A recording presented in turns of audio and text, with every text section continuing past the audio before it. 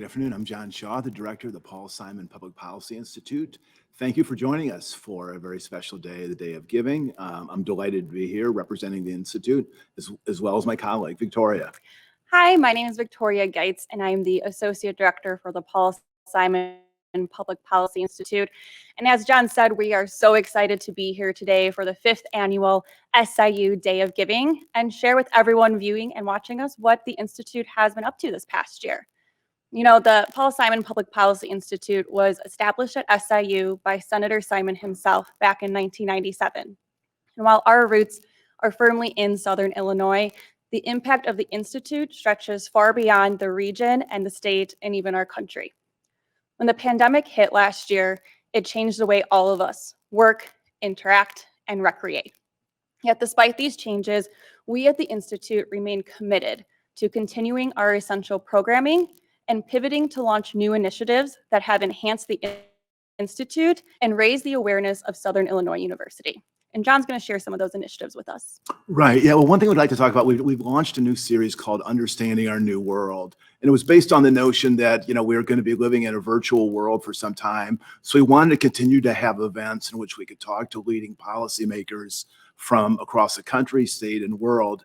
And I have to say, we've done a little bit of making it up on the fly. There's no real way you can script this, but we feel really lucky about how this series has progressed. And, we represent Paul Simon, so we don't want to brag too much and be too self-focused. But I'd like to drop a few names about just some of the guests that we've had in the last 10 months. A few months ago, we had Mary Robinson, the former president of Ireland, who's really one of the leading leaders in the world. She's now chair of a group called the Elders. She gave us an hour of her time, and we had an amazing conversation with her. A few weeks later, we had a great conversation with Leon Panetta. He's a former congressman, budget director, White House chief of staff, director of Central Intelligence, Secretary of Defense. He's done everything. He gave us a wonderful hour of his time. We had Bill Burns, one of the top diplomats of the last half century, who spent an hour with us, and he's now soon to be confirmed to be the director of Central Intelligence. We had Mayor Pete Buttigieg, mayor of South Bend, a Democratic presidential candidate, now the Secretary of Transportation. We had a great conversation with Sherrod Brown from Ohio, the senator from Ohio, and he's now chairing the Senate Banking Committee. So we've had some great conversations. One of my favorites, we had an amazing human being. Her name is Admiral Michelle Howard. She is the highest ranking woman in the history of the Navy, the highest rated African-American in the history of the Navy. And she is just this bundle of insight and intelligence and creativity and fun.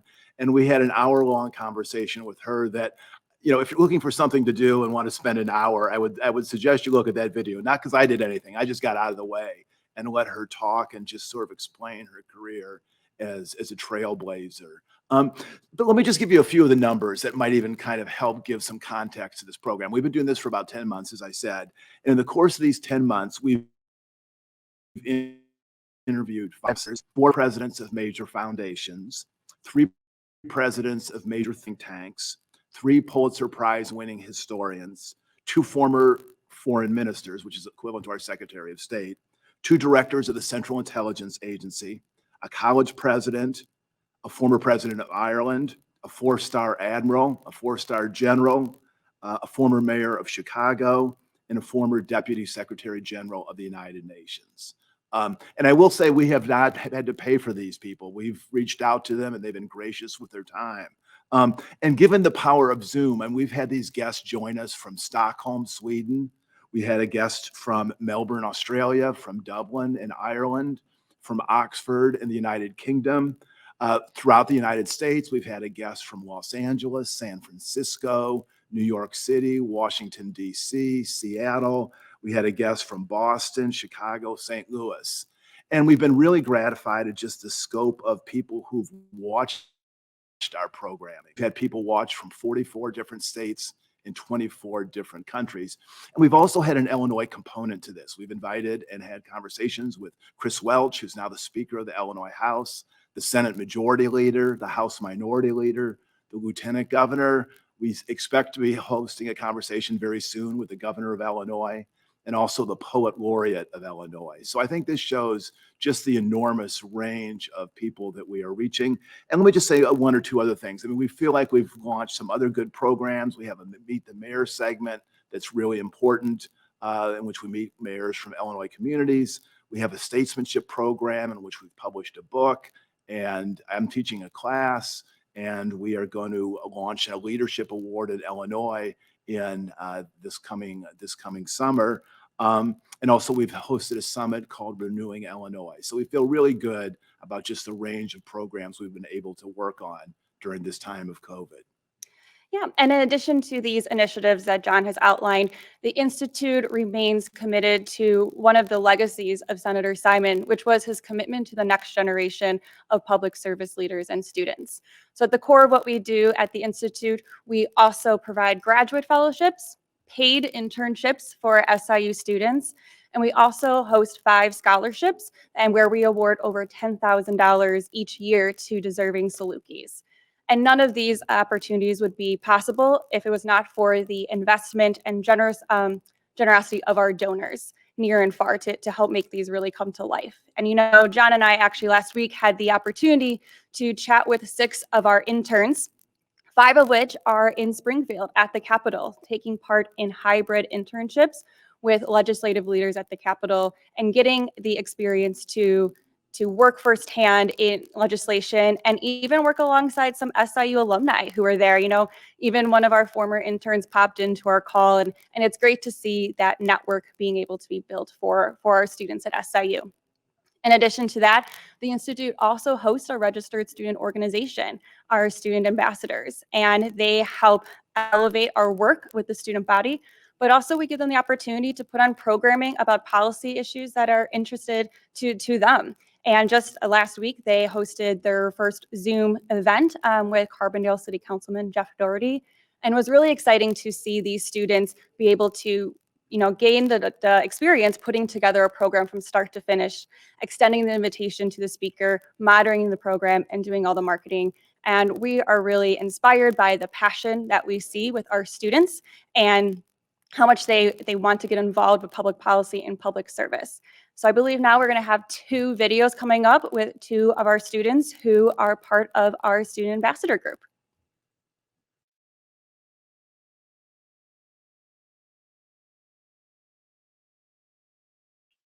Hello, my name is Kenzie and I am currently a first-year law student at SIU Law.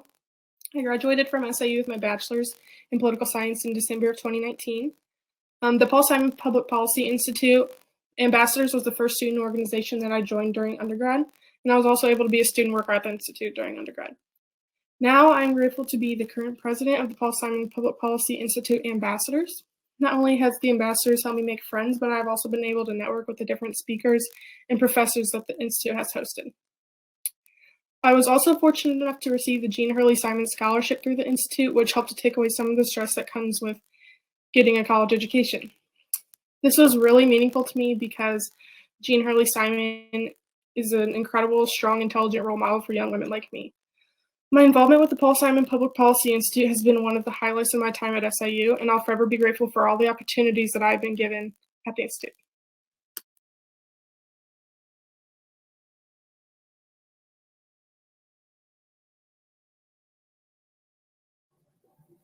Hello, my name is Tabitha Koch, and I'm a senior studying political science and philosophy.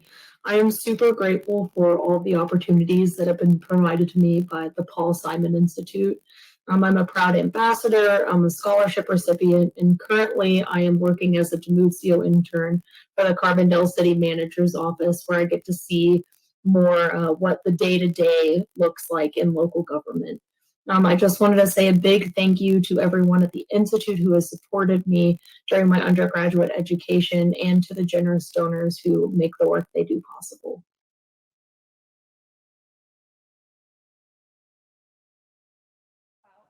We are just so inspired by the work that Kenzie and Tabitha have been doing during their undergraduate career and their involvement with the Institute. And, on this 5th annual SIU Day of Giving, I hope that you viewers will consider making a tax-deductible contribution to the Paul Simon Public Policy Institute. You can do so online at the web address that's at the bottom of your screen, which is siuday.siu.edu. And, every dollar helps to move us forward together. And thank you so much to all the donors who have made their contributions already today. So, John, you did mention the Statesmanship Award that we have launched on November 16th of last year. Can you provide more information on that? Yeah, now this is something on which we want to focus the challenge of statesmanship in Illinois. And so we're teaming up with former Governor Jim Edgar, who's a Republican. Paul Simon, of course, was a Democrat. So we're trying to develop an award that highlights the best traditions of both parties, and just celebrates statesmanship in Illinois. The governor and I did an event together in mid-November. He and I have been in contact this winter and spring. And we're going to make an active push starting in April to encourage nominations. And we want this to be one of the signature awards that the Institute is involved with.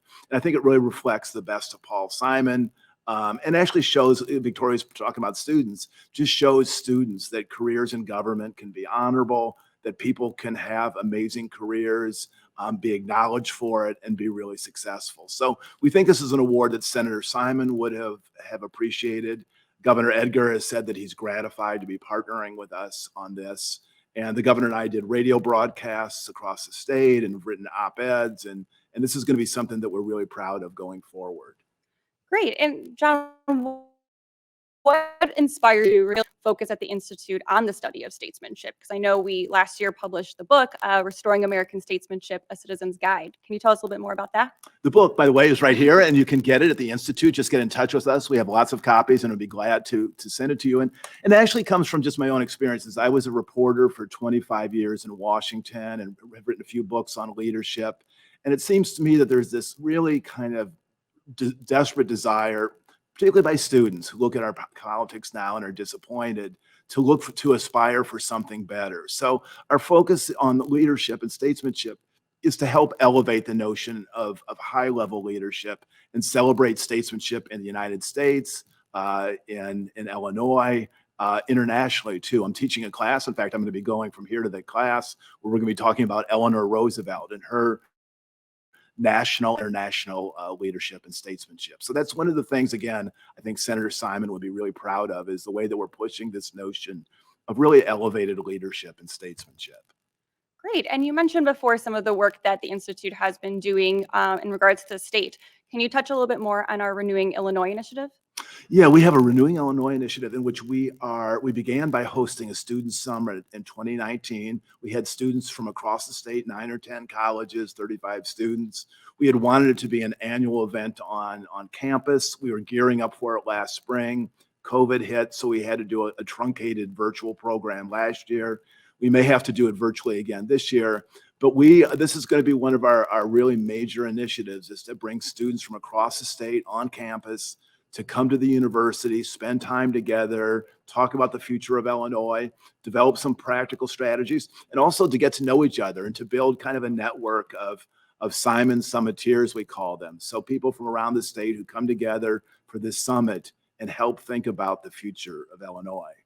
Great. And yeah, and when we were preparing background material for the Renewing Illinois Summit, we really realized that there wasn't a good central location for reading about Illinois. So we had reached out to 25 Illinoisans about what books they would recommend. And John, I think you have a copy of that. I do, yeah. This book is called Illinois 101, and it's a book that draws on the recommendations of people like Senator Durbin, Governor Edgar, Glenn Pichard, a former president at SIU, Sheila Simon, Erica Harold, a former candidate for Attorney General, Sam Wheeler, former state historian. And it's this wonderful guide of books that they would recommend people read about Illinois. And I've had more people send me notes saying that it's given them some things to read this summer and fall.